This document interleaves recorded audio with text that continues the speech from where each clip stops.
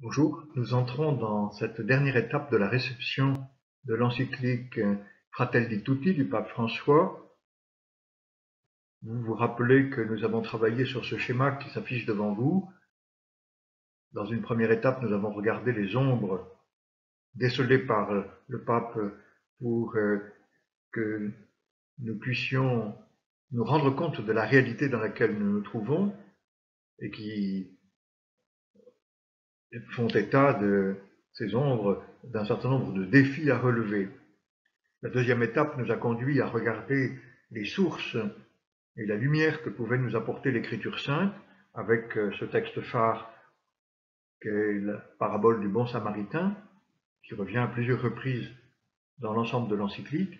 Mais il y a aussi d'autres sources bibliques dont nous avons parlé en un deuxième temps, l'histoire de Caïn et Abel, l'histoire de Joseph et de ses frères, et puis simplement une allusion à tous les autres textes du Nouveau Testament qui parlent de la fraternité. Donc ce n'est pas la première fois, ni dans le texte du bon samaritain, ni dans la préoccupation du pape François de nous parler de la fraternité. Elle était omniprésente dans l'ensemble de l'écriture sainte. Puis nous avons vu que pour relever ces défis, il fallait prendre du temps. C'était les processus.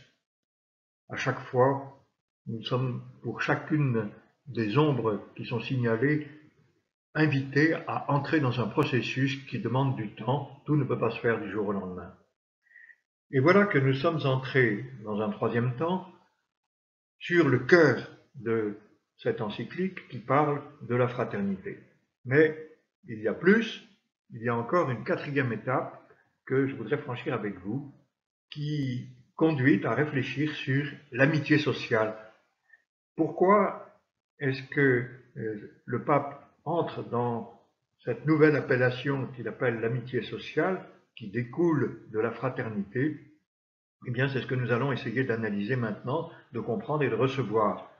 Et bien sûr, il y a encore deux autres points importants que traitera le pape et que j'essaierai de traiter en finale, qui sont à la fois un projecteur lancé sur une question qui nous occupe beaucoup dans la période que nous vivons de cette histoire, c'est la question des migrants, et puis une autre, la responsabilité du monde politique.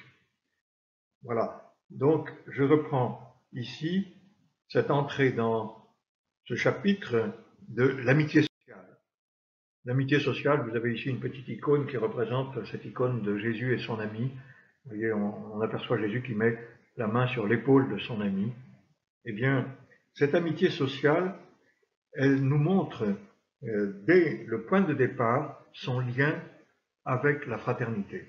Le pape nous dit que la fraternité est inséparable de la pensée sociale, de l'amitié sociale. Pourquoi? Eh bien, parce que nous sommes invités à aller au-delà du cercle familial.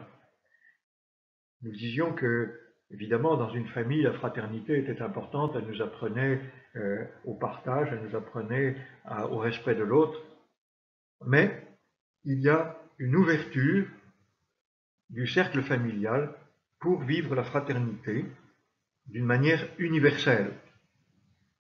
Et ceci met en lumière que l'être humain se réalise en vérité dans la rencontre avec les autres. C'est ce que le pape dira. Et cette rencontre avec les autres, nous nous souvenons qu'elle a été stigmatisée par un souvenir de ce qu'a vécu saint François d'Assise avec le sultan El-Malik, et puis aussi la rencontre du pape François avec le patriarche Bartholomé. Et c'est là qu'il va puiser son inspiration chrétienne pour nous montrer que l'amitié sociale découle nécessairement de la fraternité.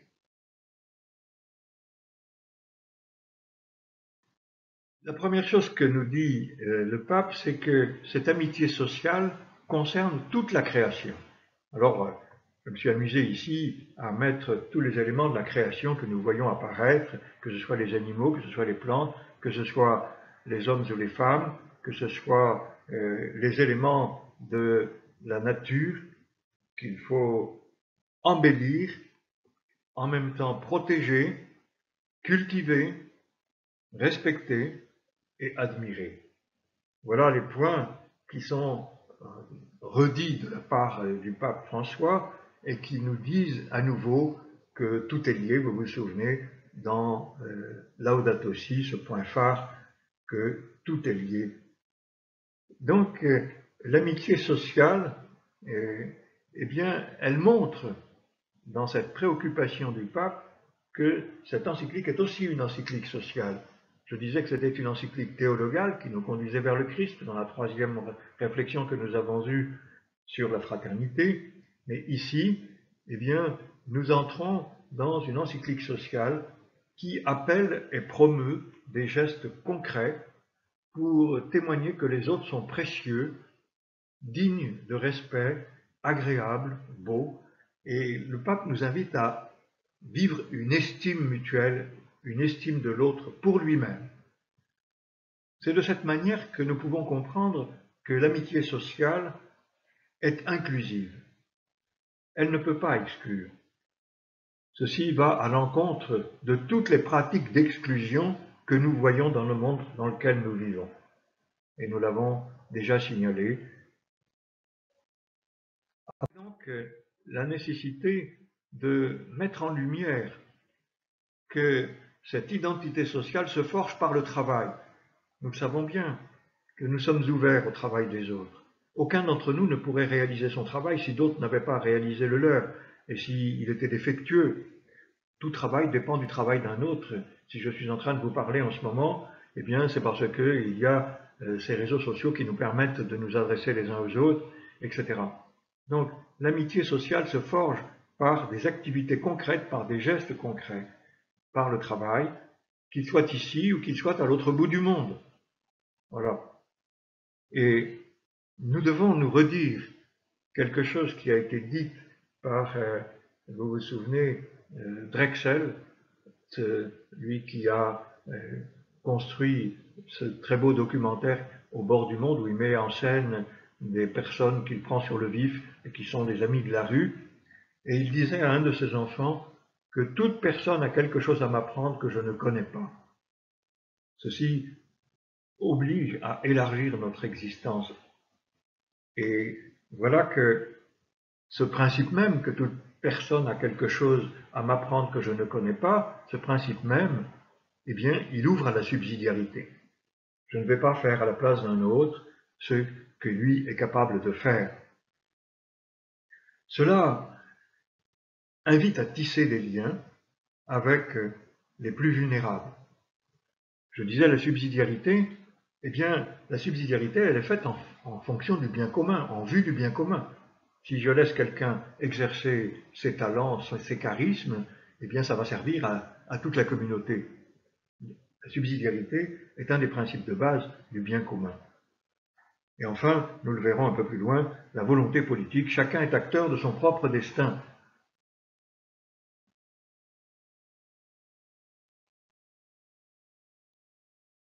Nous comprenons bien qu'il s'agit d'ouvrir notre cœur au monde tout entier. Et ouvrir les frontières montre qu'il y a une tension, une sorte de dialectique sur laquelle nous avons déjà réfléchi auparavant, entre le global et le local. Et que l'image prise par le pape est celle du polyèdre et non pas d'une sphère toute lisse. Polyèdre qui montre des surfaces différentes, et dans ces surfaces différentes, il y a des couleurs différentes, il y a des cultures différentes, mais toutes sont reliées par des arêtes qui font que nous sommes en interdépendance. Donc il faut ouvrir la porte à toutes ces cultures qui ne sont pas les nôtres, ce qui suppose de nous arrêter sur la question des migrations. Et le pape prendra le temps de regarder dans tout un chapitre la question de l'hospitalité pour protéger, promouvoir, intégrer, s'enrichir des différences. Les migrants cherchent un lieu pour vivre et nous devons leur proposer de entrer en relation avec nous sans pour autant perdre notre identité ou nos identités culturelles et religieuses. Enfin, il interviendra sur la nécessité d'organiser tout cela, et ceci demande à la communauté internationale un effort considérable pour soutenir d'une part les pays en voie de développement, qui sera la seule manière de tarir les migrations telles que nous les voyons aujourd'hui, ce qui suppose un travail juridique, politique, économique, mais tout ceci en vue d'un enrichissement mutuel par les dons réciproques que nous échangerons les uns avec les autres. Nous voyons bien que le pape remet en lumière toutes ces questions d'une manière très concrète. Penser à un monde ouvert, c'est la particularité de notre identité chrétienne. Vous vous souvenez, construire des ponts et non pas des murs, eh bien, inclure ou exclure dit notre identité. Cette nécessité d'ouvrir les frontières ne signifie pas de s'autoriser à sortir en permanence de chez soi, tout en empêchant les autres d'entrer chez soi. Donc il y a donc un effort à cette rencontre où l'amour de notre propre culture peut forger notre regard pour découvrir et accueillir ce que nous ne possédons pas dans notre culture et que les autres ont, et que nous pourrions nous enrichir de ces autres manières d'être, manières de vivre que les autres peuvent nous apprendre. Pour donc s'engager sur la voie de l'amitié sociale, il nous faut penser un monde ouvert. C'est là notre identité, ce sont les gènes du christianisme. Regardez comment le christianisme et comment la bonne nouvelle s'est répandue dans les tout premiers moments de la naissance de l'Église, quand elle s'est répandue, grâce à Paul notamment, dans tous les pays qu'il devait visiter au cours de ses voyages. Ceci suppose que nous nous arrêtions avec cette question: quelle est la valeur d'une personne humaine? Vous savez que le cardinal Cardaigne, qui a fondé la JOC au début du siècle dernier, disait qu'un jeune travailleur vaut plus que tout l'or du monde. C'est cela qu'il faut que nous nous disions en permanence. C'est un principe élémentaire. Une personne humaine nous empêche de penser que tel ou tel ne sert à rien, peut être marginalisé, parce qu'il ne sert pas mes intérêts. C'est tout cela que le pape François nous invite à mettre en lumière. Puisque l'amitié sociale passe les frontières, le pape François est revenu sur le principe de subsidiarité dont j'ai parlé tout à l'heure. Donc, penser le monde ouvert, ceci se réalise entre les régions, entre les pays, et l'hospitalité consiste à ouvrir nos cœurs à d'autres cercles, aux périphéries. Voilà ce qui nous invite à lutter contre les causes structurelles de la pauvreté, qui sont justement ces murs que nous établissons, souvent sans le voir, entre les plus pauvres, les plus marginalisés, les plus démunis et les autres. Ce qui exige que l'État agisse auprès des plus fragiles. Et enfin, de rechercher une paix durable qui vient de la justice.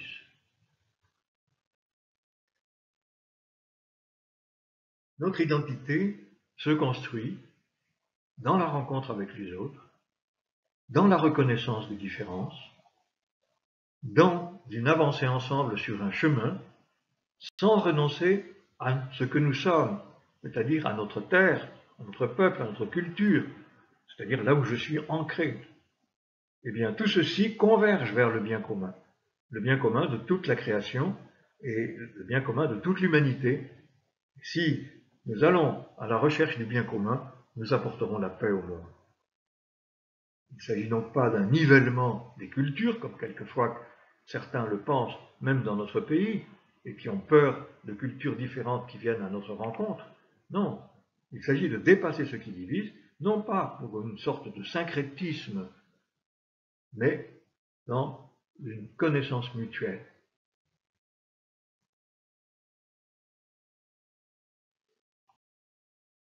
Et c'est là que nous abordons cette ouverture vers la meilleure politique possible. Nous sommes tous, à l'intérieur de chaque nation, des peuples bigarrés, parce que les migrations n'ont pas commencé aujourd'hui. Eh bien, il s'agit d'organiser ces peuples, quelle que soit la multitude de personnes qui viennent d'ailleurs et qui vivent sur leur territoire. Ce qui veut dire qu'il faut prôner un multilatéralisme et que chaque État garde sa souveraineté pour autant. Ceci va à l'encontre des populistes qui annoncent un monde merveilleux mais complètement utopique et qui jouent sur la démagogie en faisant penser qu'ils vont tout résoudre des questions difficiles auxquelles nous sommes affrontés. Et la pensée sociale sait qu'elle doit prendre en compte l'inscription de l'Évangile dans un monde complexe. Et ce n'est pas non plus en idéalisant le marché, en disant que de toute façon la croissance permettra aux plus pauvres de recevoir les mannes de ce qui découlera des miettes de la richesse d'un certain nombre. Non, la théorie du ruissellement a depuis longtemps été dénoncée comme fausse.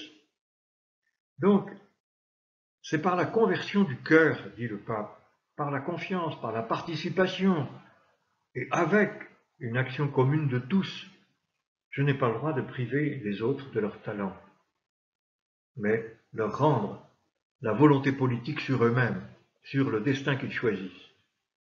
C'est cela qui est au cœur aussi de cette mise en marche des mécanismes qui laissent chaque peuple être le protagoniste du destin qu'il veut pour lui-même. Ceci, c'est difficile, mais c'est toute l'aventure de cette fraternité à laquelle nous invite le pape. Être au service du bien commun, ni syncrétisme, ni absorption, c'est la dialectique entre le global et le local. Nous nous rappelons que dans Lumen Gentium, la constitution sur l'Église que nous trouvons dans le Concile Vatican II, il y a cette magnifique phrase « Il a plu à Dieu que les hommes ne reçoivent pas le salut séparément, hors de tout lien mutuel, il a voulu en faire un peuple, non pas un peuple unifié, mais un peuple bigarré. » Voilà comment la paix pourra arriver dans notre monde. La paix, ce n'est pas simplement l'absence de guerre, elle est dans la reconnaissance de la liberté et de la dignité des autres, en particulier des plus fragiles. C'est tout ceci qui conduit à une nouvelle charité dont doit se saisir le monde politique. Les sources, nous les avons dans l'Écriture sainte.